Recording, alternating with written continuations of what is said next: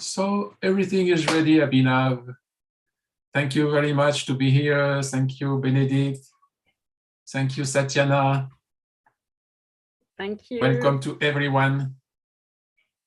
We are going to travel in the frugal innovation. Yeah. And different stories with Abhinav. It's your time. Okay. Thanks a lot, Abel, for the introduction for this new day. And we are starting this new day with Abhinav.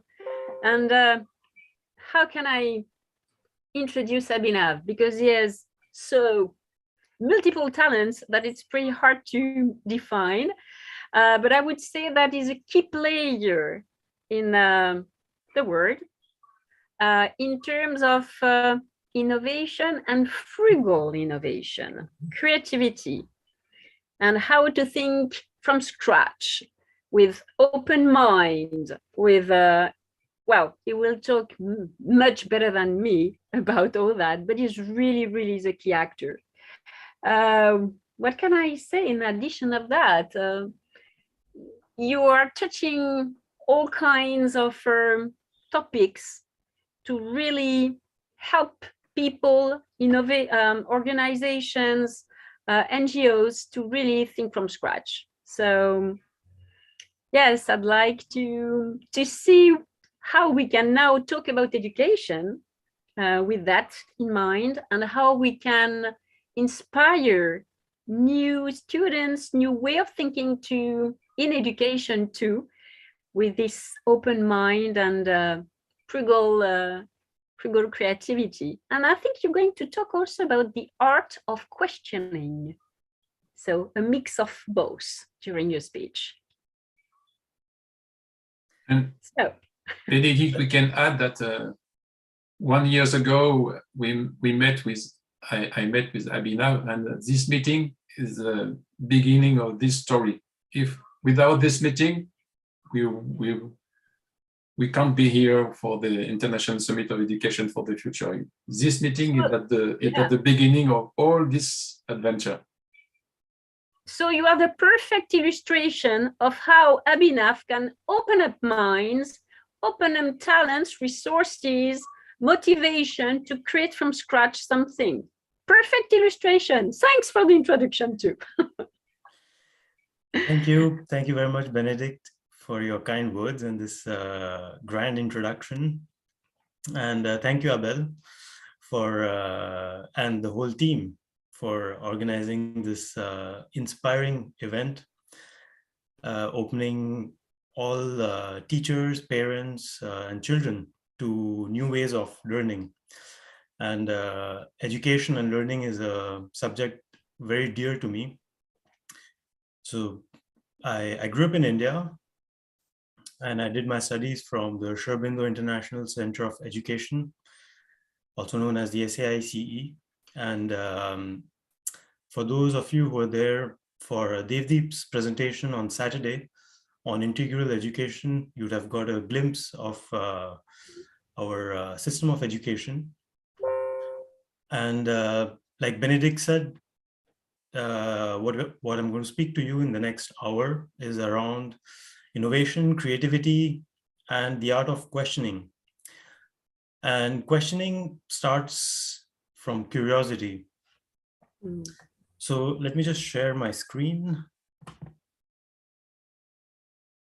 Abel, you need to give me the possibility to share my screen.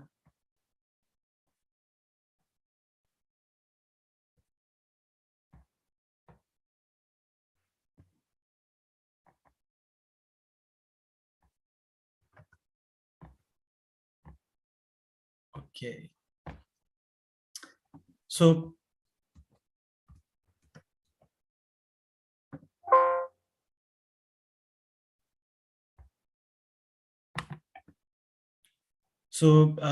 it's been now 15 years, no, sorry, 12 years that I'm in France. I was born in Delhi, and then from the age of 3, I was in Pondicherry studying. And during my holidays, I used to visit my parents in Delhi. And so I think when I was at the age of 4, after probably, I think it was my first or second holiday, I went back to Delhi. And those of you who have been to India, you know that in Pondicherry, during winter, it's not that cold. Whereas in Delhi, it gets pretty cold. And I think for the first time, I was experimenting or seeing this phenomenon of the air getting condensed and coming out. So I was like wondering, what is this white smoke? And so I think I'd gone for a walk with my father, and we were just talking. And in school, we had learned a prayer, which you can see it's here in French and in English. Comme une flamme qui brûle silencieusement, mon aspiration monte vers toi, Seigneur. Or like a flame that burns silently, my aspiration rises towards you, Lord. So in my creative imagination, I asked in all innocence, oh, so this smoke that is coming out of my mouth is probably of the flame that is in me. So even now we have a good laugh when I look back at this moment. I realized like I was pretty creative at that time, and pretty imaginative as well. And I think we all need to, as we grow up, we lose somewhere this innocence, this imagination of and this playfulness that we once had. And I think the best way for educators to connect with children is to connect with their child in themselves.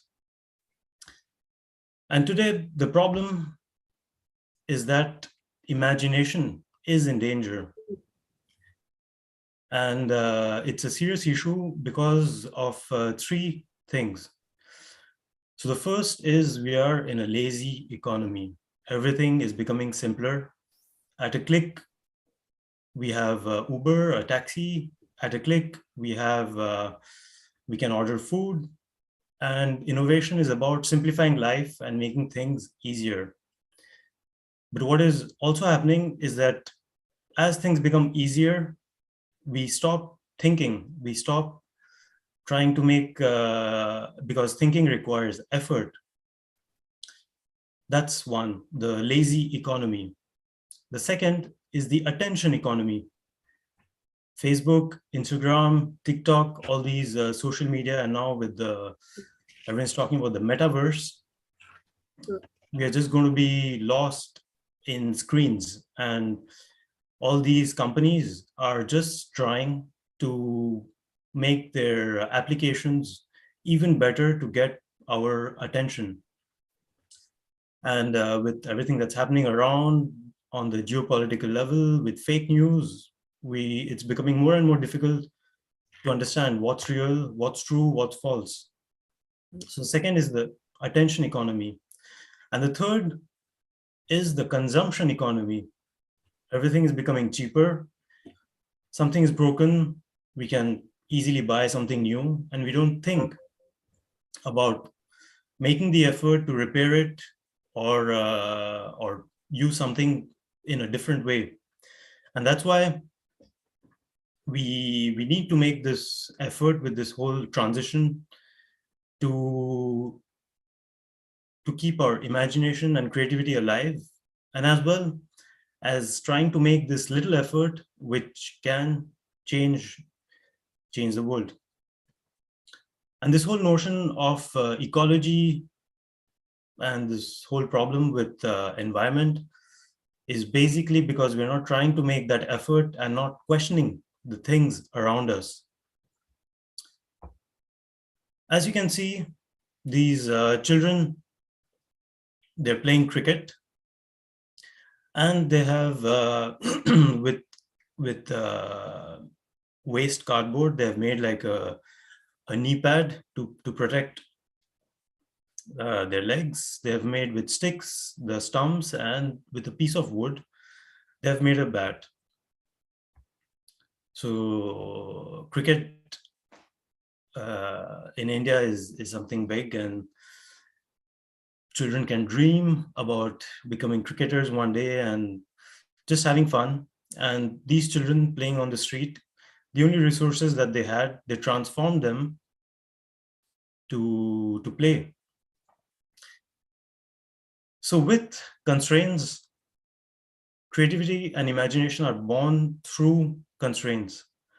When we have too many resources, when everything is accessible easily, we don't question what we have already or the simple things lying around us.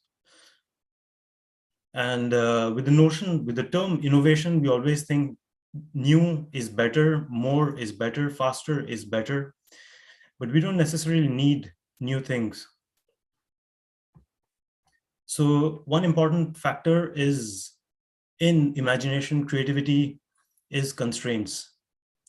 We can also see this in questioning. When we don't have constraints, we don't ask that many questions. But when we have constraints, we're trying to repair a table or do some gardening and we don't have the right tools, we start asking questions.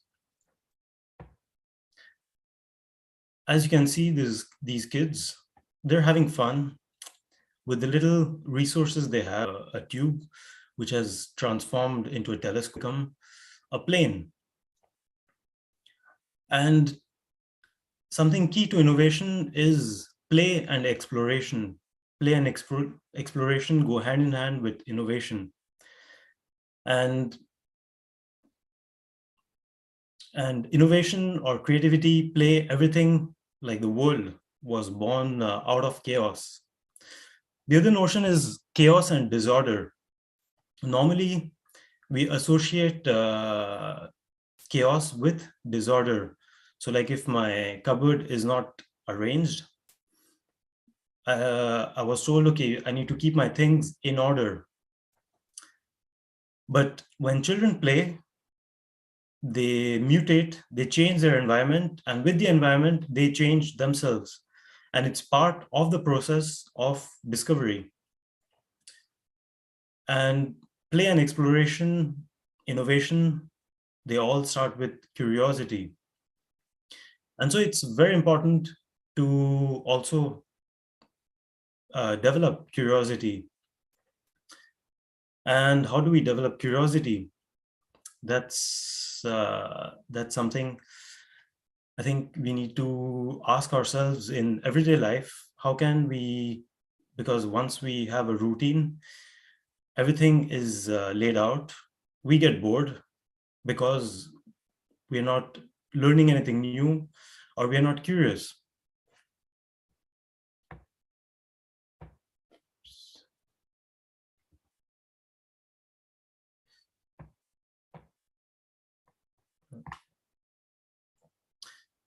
I'll give you a little example. When I was in Pondicherry studying, I think I had probably, I was 15 or 16 years old. And our teacher told us that we are going to build a wind vane. So wind vane is this thing that shows the direction of the wind. And so we are students, we didn't have money. We couldn't buy anything. We needed to find resources that were easily available to make this little wind vane. And so I think this was one of the most interesting exercises that I did, which I still remember, because we needed to figure out how can we create a wind vane which turns with the wind. So we thought of different ways of, okay, how can we create something that turns with very less friction? So he told us, like, think what existing resources are around that can already be used. So after, so he didn't give us the answer. We had to think. We probably spent 2-3 different classes. So like every class was an hour long, but we should think also outside these classes. And finally, we came up with the idea that in a cycle, you have the hub of the wheel, which which turns with the ball bearings, which turns naturally. So we had found one key piece of our Windvane. So we went to the cycle department of the ashram, and we asked them, like, do you have any old cycles and a hub that we could use? And he was very happy to give us this hub. And so like this, we questioned every little thing. How can we make it light? How can we use? So we found like plastic sheets, which could be used for the arrow here. And then we had a problem with the balance, because it's something, it has to be light. It has to also be balanced. So because at some point, like the back was heavier than the front, and so it wasn't turning properly. And eventually this whole thing needed to stand somehow. So that's when we learned how to make cement, so that we could place this stick in something. And so through this little exercise, we learned a lot of things of looking at resources around us. And once we built this, we put it on our school, and I think it probably lasted for at least 10 years. And we could see it from the streets. And I think only 4 or 5 years back, there was a very big storm, and it finally got destroyed. But it did. We were very proud of this little thing that we had built. The second aspect of innovation, creativity, imagination is gratitude. And gratitude is celebrating the ordinary things. What happens when we start celebrating the ordinary things is that we are grateful for what we have. We start valuing what we have, and we expand our awareness of things around us. And the problem is when we are stuck in a routine, when we see a bottle of plastic, we just think, okay, it can be used to drink water. But if we cut the plastic bottle, we can use it in different ways. And unfortunately, it's only through constraints that we start seeing things and being grateful for what we have. So be it during the COVID period, when we are stuck at home and we had very few resources, that we started getting creative of how can we create new toys to play at home, or how can we cook with what's remaining. And I'm sure even what's happening in Ukraine, they must be realizing the beauty, and they must be grateful for the little things that they have, be it a little cup of coffee, and be it a sun, be it a quiet moment. Everything they start cherishing. And this is also an important aspect in developing a different awareness and seeing things differently. So if you want to innovate, innovation is not doing innovation. It's not before being able to do innovation, I think we need to be innovative. And to be innovative, we need to change the way we see things. And to do that, for me, these are the two starting points. One is constraints and one is gratitude.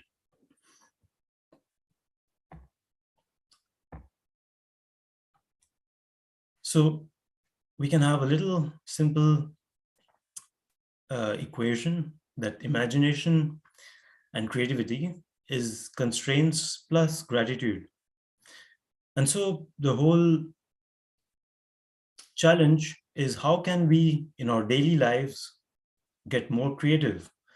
How can we look for opportunities? How can we transform constraints into an opportunity? And that brings us to the notion of resourcefulness. So what is resourcefulness? Resourcefulness is, I have a problem, I'll find a solution. And resourcefulness is also a choice. I have a problem, I can start complaining. Or I have a problem and I can take it as an opportunity for learning something new, for finding a solution or for changing something. And we all have that choice. And when we grow up, there are a lot of things that do that the way we think, the way we see things change. We try something, we fail, we call it failure. And if we just become a victim, we haven't learned from that experience. So it's a moment between finding a problem, making the shift that, okay, I'm not going to be a victim, but I have the choice to make a difference and to see things differently. And resourcefulness is also a muscle, and we need to develop it. We have an opportunity in every day.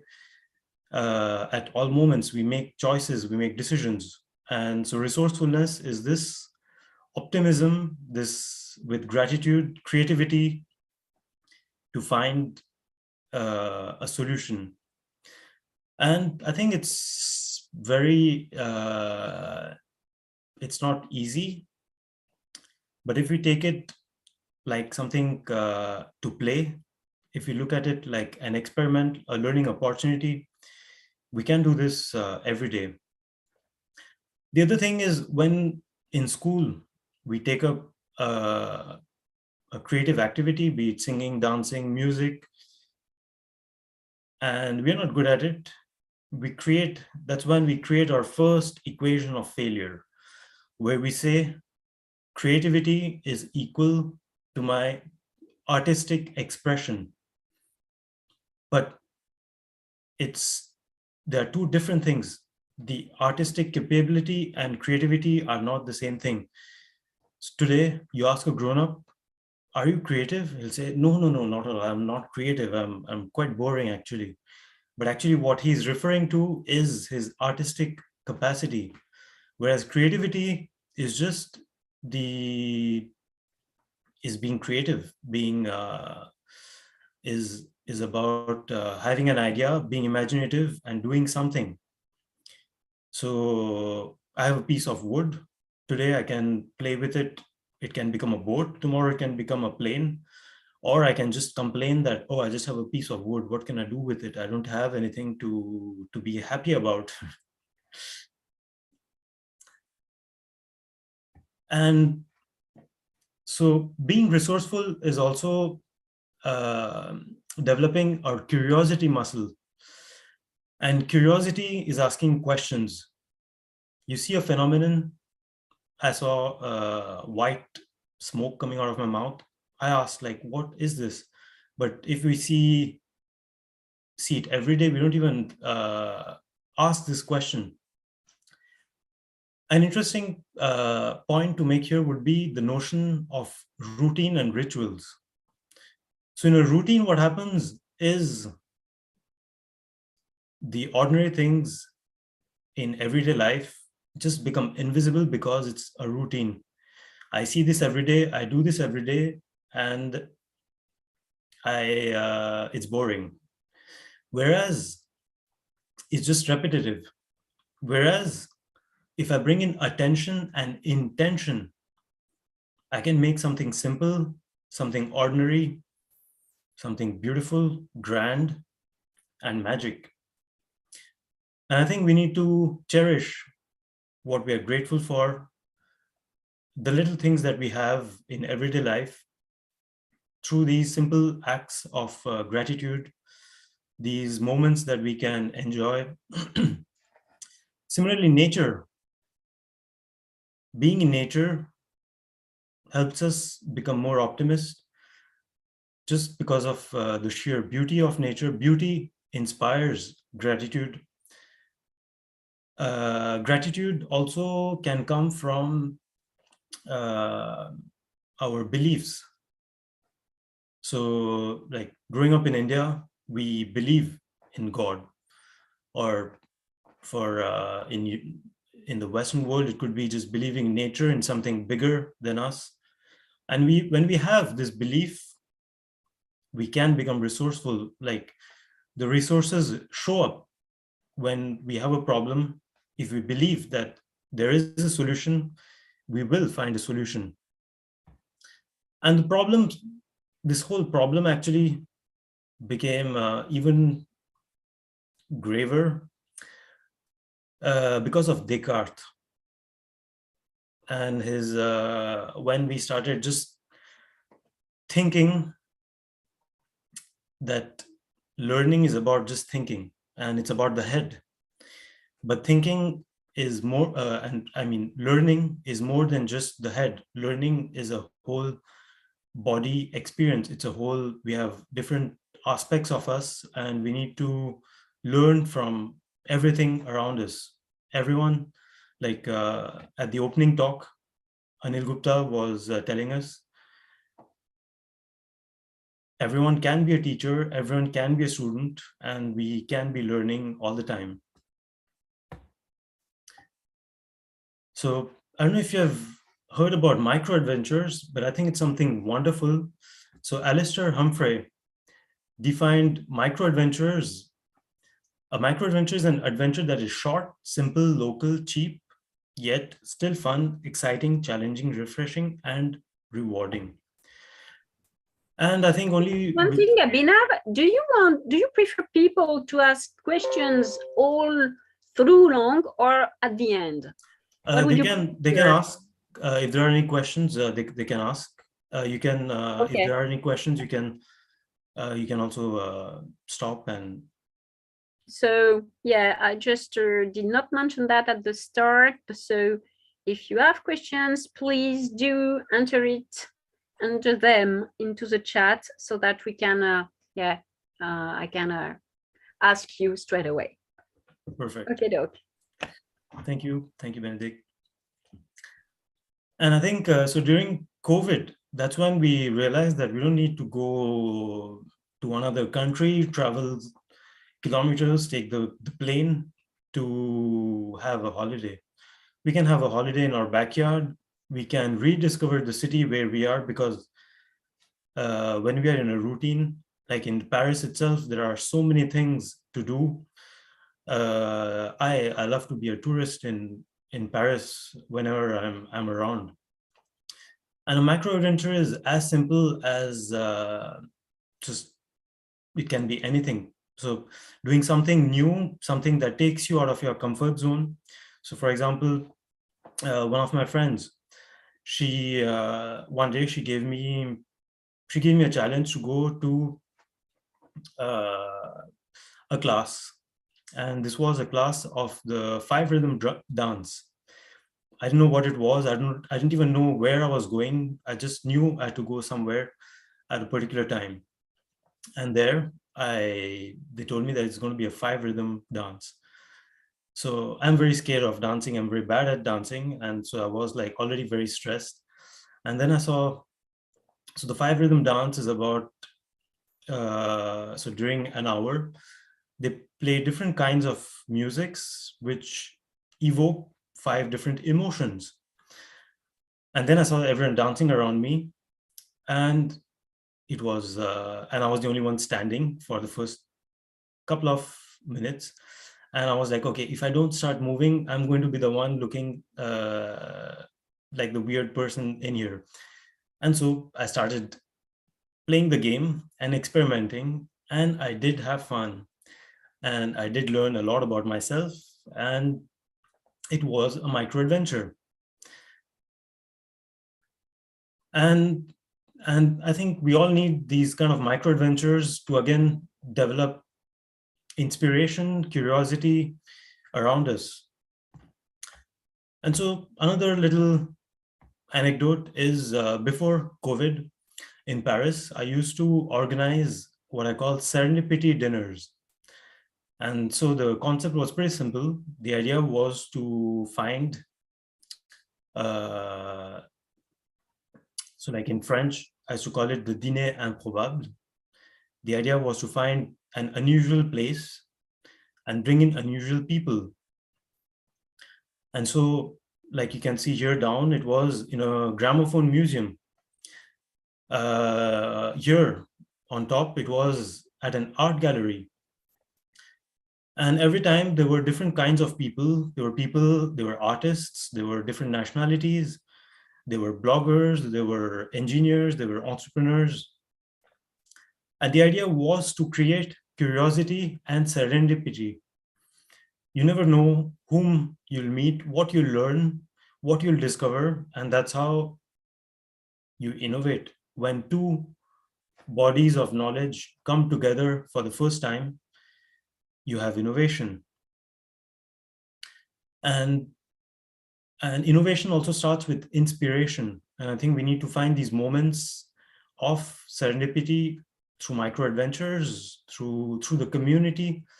Community also is an important part in learning, in creating curiosity. And I think what was, as Devdeep mentioned previously about our school, is that we grew up with a whole community. So like the whole city in Pondicherry, we practically knew everyone, and growing up in a community has those advantages of meeting new people. And we also had this curiosity developed by people coming from all walks of life, from all around the world, talking to us about different subjects, from as varied from music, science, and everything else. Tu as une question, Abhinav, de comment tu as pu connaître toutes ces personnes. Sorry, it should be in English because the question was in French. So, no, there were a question about how did you knew all those people? Did you discover all those people coming from all those different paths of life, and so that you can connect them all together? So these were the different people that I met through different projects. So it could be someone that I met at a theater, and then just started speaking, and then we just had a connection. And then I said, like, okay, we never know that so I used to spend a lot of time actually connecting people. So I see connections all the time, connecting ideas, people, places, and that's how I learn also. So learning is like building blocks, and then the more the blocks you have, the better you can play. You can think of it as Lego. So you just never know when you'll need what piece. So like everyone is a part of the puzzle. And so I was always part of different projects, associations, organizations, entrepreneurial projects, startups. And so I used to always put people together. And so one day I told to myself, I do waste a lot of time putting people together. Why not build a community of innovation, a community of serendipity and accelerator? And then people might find a lot more connections. And so I had a list of all the people, 60% of the people I knew, 40% of people were new, who came along with others or who heard about it. That was Serendipity 2. And then I used to go around introducing people, and people used to also, then the projects. So there were projects that I was helping, and these events had 50, 60 people. And it also became like a place to pitch ideas. People looking for resources could say that, okay, I'm looking for a developer. Does anyone know a developer? And then we just need to ask 3 people to find what you're looking for. And so I also do love cooking and food. So with a friend who's a very good chef, we needed to create inspiration and inspire people and make everything, give them the opportunity to start speaking. Because normally when, so the other thing in education is, how do we define ourselves? When we grow up, we define ourselves as, I am an engineer, I'm a developer, I am a businessman. So we define ourselves with what we do or with what we have. and very rarely by who we are, which can be something complicated. And so the idea through these events was that people really start speaking about who they are. And so everything could be a conversational starter. When you see food decorated with flowers or mushrooms or things that you have never eaten with different colors, everything becomes beautiful. And so it's a lot of thought goes into engineering these dinners to create inspiration, curiosity. So when it was at the gramophone, the whole theme was around gramophone. So we had burgers, black burgers, which looked like gramophones. When it was in the art gallery, we had a link with painting, art, colors, and everything that we ate. So they were immersive dinners. I have not yet started doing them again after COVID, but probably sometime soon. So if you're in Paris, don't hesitate to get in touch. And okay, thanks a lot. So in fact, it's a kind of the contrary of the dinners that are organized by the famous school, that they are all together in the same promotion, meeting again. So it's pretty completely different. It's friendly. absolutely. And Yeah. I think and it's also participative. So it's not that it's just like everyone has to be part of also the whole dinner experience, be it help in some way. So it's something participative where everyone feels involved and that they're contributing to something. So I'm also thinking of trying to create it like a manifesto so that everyone can organize these dinners in their cities. Okay, so you're trying to train them how to replicate this process of serendipity dinners. Exactly. Okay, train the Because trainers. it's a very fine art of curation of there has to be the right number of women with the right number of men, all ages, different nationalities. So there has to be diversity. Diversity is also important for creativity and innovation. If everyone is, if all the playing blocks of the Lego are of the same size, same color, you get bored very fast. Yeah, that's why I was really thinking it's totally different from what is organized in Polytechnic or Central, where they're all meeting all together, but they are exactly the same color, so same color of thinking. Okay, and just to clarify, did you organize common how to interact, or because you talked about pitching, did you organize the context of interaction, or did you let it free? So there was one part which was organized and the other part was free. Okay. So that's also part of the serendipity where you don't know what's going to happen. Yeah. So you just plan part of it, but then it's again this notion of play. When you give in a game, when you create the rules, you can, in music, you call this liberating constraints. So once you're given the rules, as long as you respect the rules, you can innovate within these rules.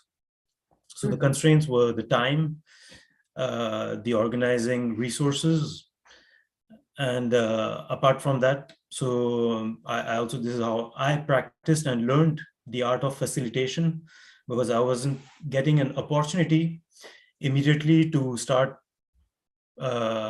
practicing, be it hosting or what we call participatory or the art of hosting. So this was my way of also learning facilitation at with 60 people. So yeah. Okay. The end of the speech, and we can turn to full questions, or do you have other? Sorry? Is it the end of your overall No, presentation? not yet. Ah, okay. Okay, Yeah. sorry. So just go. So the other important thing is tunnel vision. Unlucky people miss chance opportunities because they are too stuck, too focused on looking for something else. So when we want to learn, we want to do something, or we want to have something, we just get fixed on it. And then we miss out on all the resources all around us. We stop questioning everything else. And I learned this from a friend who used to go to these flea markets where he was an inventor, and he used to go regularly every weekend to the flea market. He wasn't looking for anything specific. Based on what he found, he started questioning, okay, so this is how I can use this in a different way, or I might need this for this, and so I can start. So he wasn't looking for something specific. A lot of companies disappeared because of tunnel vision. They were too focused on doing something, or especially with expertise, we start thinking or seeing things in a different way, in a very one directional way. So we need to also expand our awareness to see things differently, and that's when we can start asking different questions. And innovation is all about asking questions. The more questions we can ask, the more answers we will find. And it's also becoming more like with the consumption economy of finding everything quickly, we just want to jump to the answer. We want to find the answer. But the whole process of finding the answer is way more fun, of being able to generate more questions, questioning everything. And today, the problems that we're facing, be it with democracy, ecology, the problem is we need people to ask more questions and not see just one way. This brings us towards the end. So I discovered this model through a friend, and on digging further, as I found that Stephen Covey, in the 7 Habits of Highly Effective People, he has this model of be, do, have.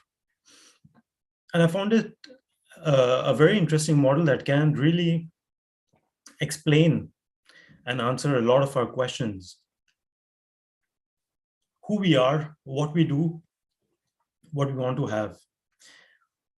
A lot of time in life, we do everything the other way around. We want to have things, and to have those things, we do certain things, and then we think that we will be happy or we will be satisfied. But and probably like for a long time when I was doing these projects, I had a lot of difficulty defining who I am, because I love to do a lot of things. So I had trouble finding in the be, like, who am I and what do I want to do? And I think we are always faced with this question of be, do, have. The problem is, so the other way of looking at this be, do, have model is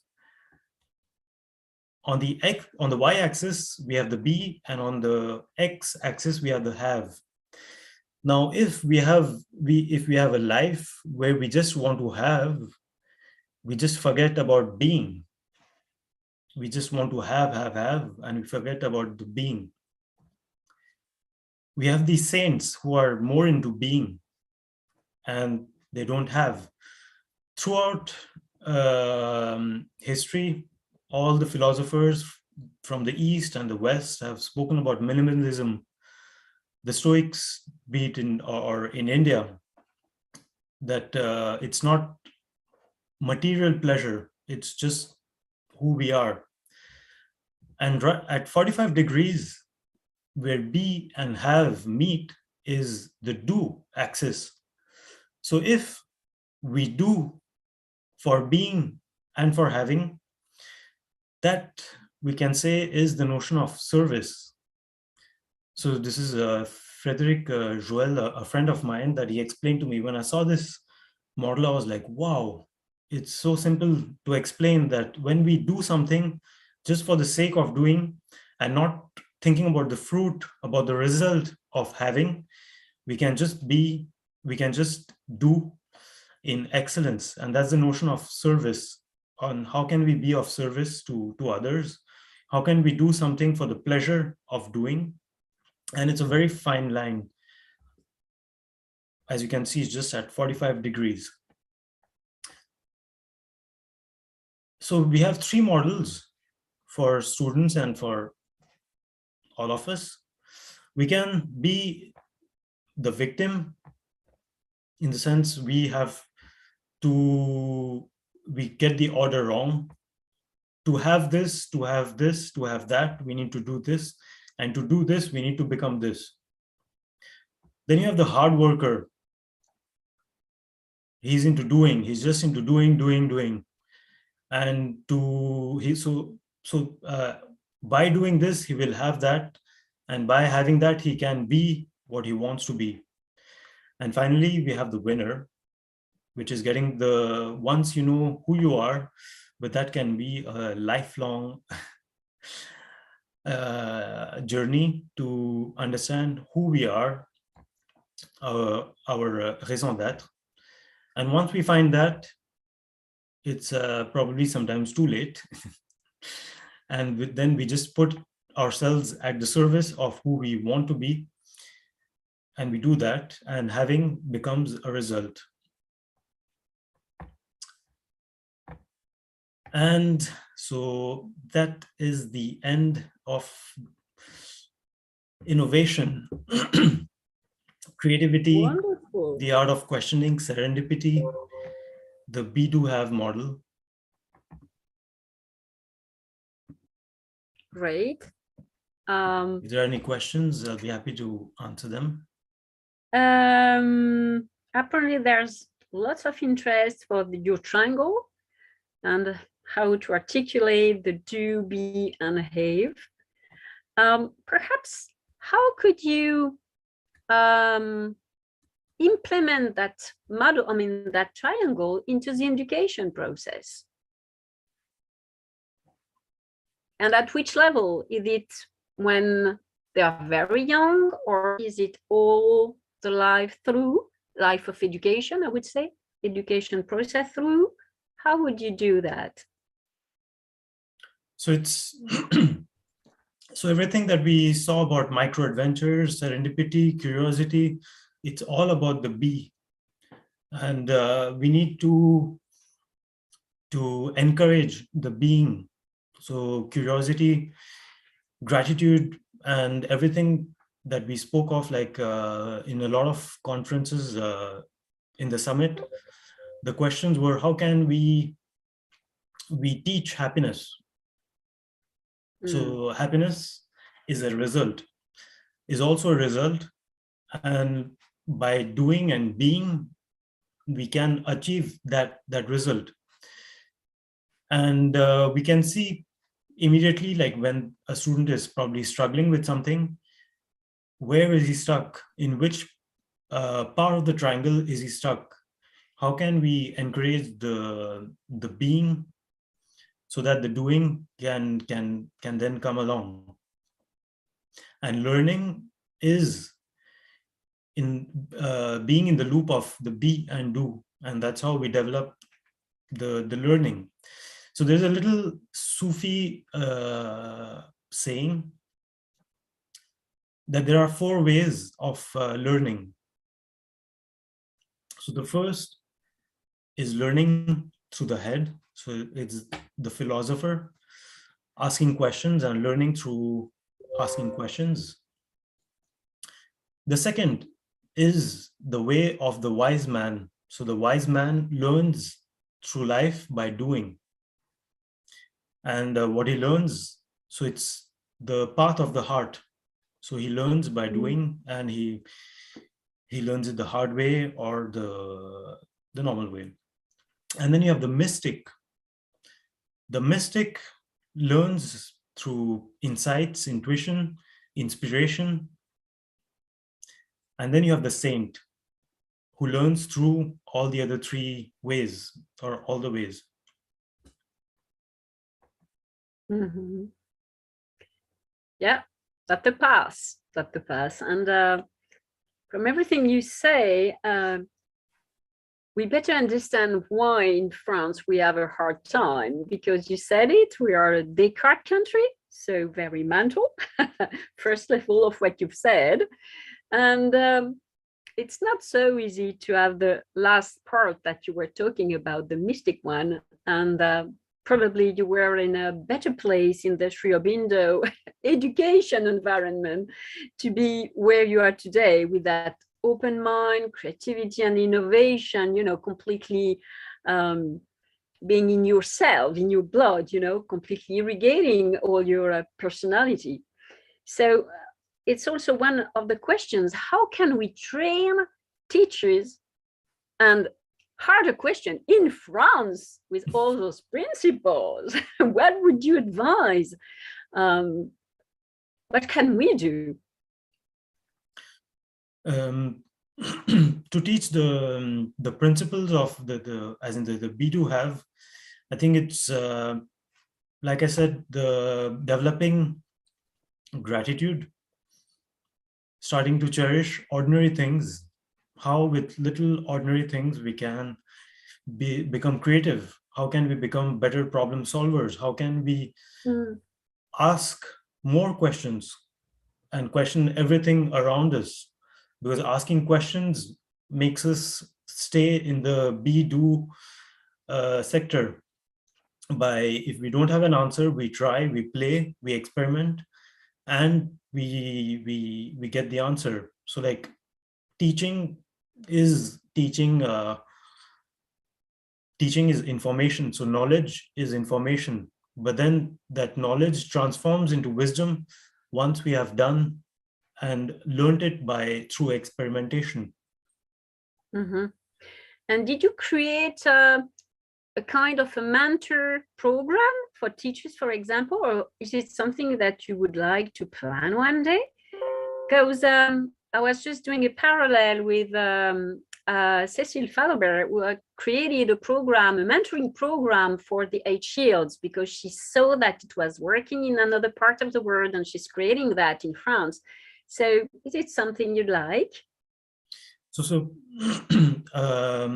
I'm a trainer in innovation, and I do this for companies, and I've not yet done it with children or for teachers, but I think it would be the same principle, and definitely why not? Could be interesting. But I think through the other conferences also, there were, for example, a lot of things based on nature-based learning, or learning through dance. So it can be everything, like all these different pedagogical approaches somewhere touch these things. So for example, nature-based learning encourages immediately learning through gratitude, through observation, and with resources that we have around. So when I spent 4 months with Abel in the countryside, and I saw like I had some classes, and we used to spend a lot of time in nature when I was in India, and I had this opportunity to reconnect with nature, and it was beautiful when you start recognizing the little plants that we can eat, which can be used for curing, when you start recognizing the birds. And it was funny to see like some people who don't have the habit of being in nature, they can get bored so easily and like just get lost again in the phone, to feel busy, to be busy, and like because they just cannot connect with anything that they know. Yeah. It was something I wanted to mention to you or ask you about nature-based, because you were saying coming out of routine, coming out of tunnel and so on, and kids when they're in a classroom, they have every day is the same walls, the same tables, the same books in their on their desk.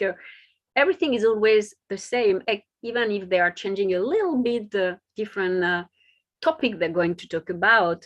Whereas when they're in nature, the weather is different, animals can be completely different, plants are changing every day according to the seasons. So that's why I really think, and also constraints, because nature is not is very rich and abundant, but also limited. Okay, so from what you said, yeah, just go. I think we can learn as in everything from nature, in nature. Definitely. Yeah. So it's something that came quite often during this week about nature-based pedagogy and how it's so rich for kids, and also gratitude and openness to many be skills. The be in your triangle, it's what was coming out of all the sessions.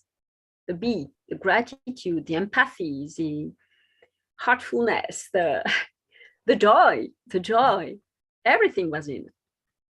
So yeah. So frugal innovation is about transforming a constraint into an opportunity. And if we use a metaphor, it's like an alchemy where we try to transform lead into gold. And all these alchemists in history, they were the first teachers or people who started playing around with the laws of nature to and create the first playing blocks of physics, chemistry, astronomy, everything.